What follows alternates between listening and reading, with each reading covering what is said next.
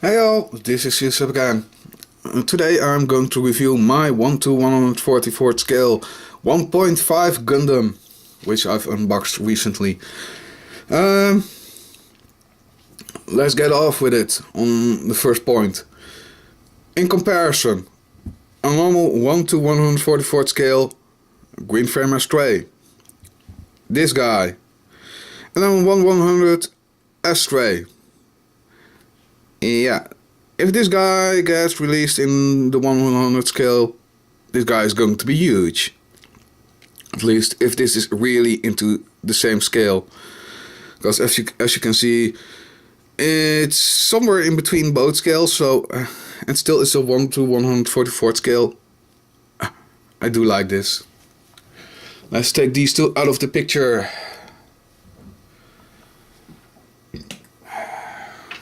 Alright. I like this one.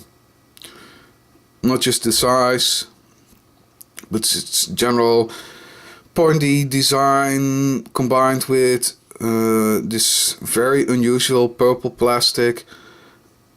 It really makes for an awesome looking kit. It's very poseable. It is only limited in the arms, sadly. But the legs are very free to move, the feet are very free to move, the waist, the chest, the neck, the shoulders, even the backpack, all incredibly free to move around as you please. There is very little wrong to say about this kit, so let's go into a bit more detailed review. To start off, I'm going to look at the backpack, and to do that I'm actually going to remove it. Just to show, this is one of the joints. I'm removing it because it's a big pain in the ass to actually review while on him. This would be the front side of it. It has several joints. Rotation here, a swivel here, a ball joint in each side to move very freely. This is a very tight joint though, so usually when you try to move this part, you really have to hold on to this part, otherwise that part is going to move way before the ball joint. Then there is some outward motion for the flight pack mode. You can move it around and then around again, somewhat like this, for over the shoulders, which looks like some kind of cannons, but well, I can get sometimes that wings can be used as weapons with some of my models, but this one not really. Really does not look like a weapon, even though it resembles to a degree the weapon he has, but it's a bit too far off to really work well for me. You can also rotate it sideways and then use both of these at the same time as a dual cannon thingy along with his own gun for its attack mode. Once again, not really a mode I really like. I prefer to leave it in its flight pack mode. Oops. Yeah, you have to pay attention to the way you hold this part. But that's just for detail and finicky. Otherwise, I just leave it like this. Or this. Probably this, because it takes way less space. Let's put that to the side. And bring him in again. Alright. Let's take off the gun. Just a simple peg here, which rotates fully out, and the handle which he holds onto. The handle itself moves back and forth as needed, and this part can collapse fully. I'm not really sure if there's any part where he can, well, store it on him, but oh well. Let's move that out of the side. You have beam saber handles underneath each arm, which rotate as needed. It's also for the shield. You can remove it, take the clear handle or the clear beam, and use it as you please. I tend to leave it put underneath.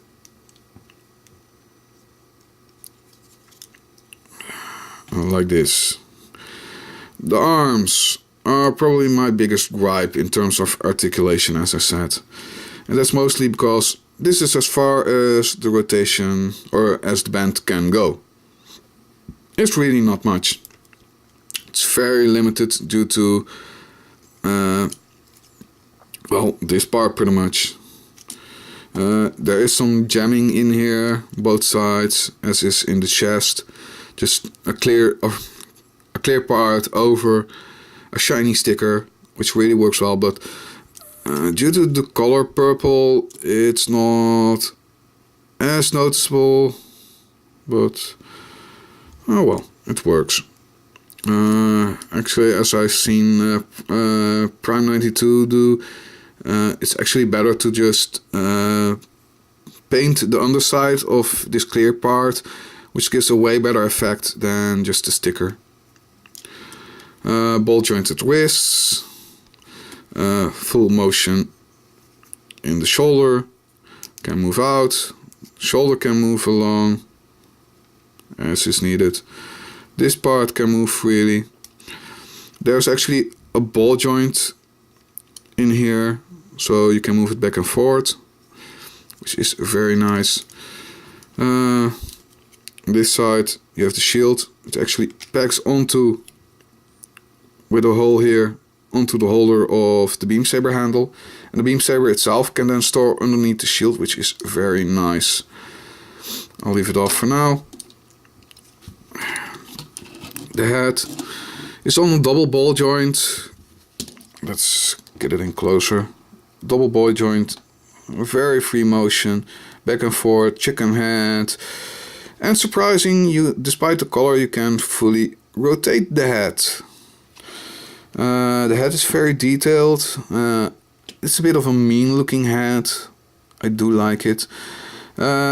Just an issue, there's another clear part protecting a sticker, but it's so incredibly tiny and such a pain to get into there. It could have been better, just have it be a bit larger. Also protect this green gem or the red gem, whatever you choose to put in there. It would have been bigger, would protect the sticker as well and make it easier to put in, because that was a nightmare. I put in the red eye stickers instead of the green ones. I like the red a bit more, that's all to it. Yeah, it's a very emotive head. The chest moves freely, or at least it has a hinge, so it does a crunch.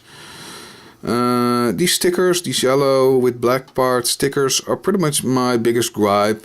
I fear those are the ones most likely to let go and, well, lose. So that might be a part which I'll attempt to paint on later on, who knows. The waist rotates freely. Just to make it easier. Ball joints all over on the skirt. Every part is just ball joints. This one was one piece, but you can separate it. I've done that. I can't really recommend it, separating it. These parts become very loose, very floppy, so there's a reason you should not do that. Nice ball joints on the hips. And there's actually an extra piece which you can remove for one of the smaller Gundam bases. Rotates all the way forward, all the way back as you want it.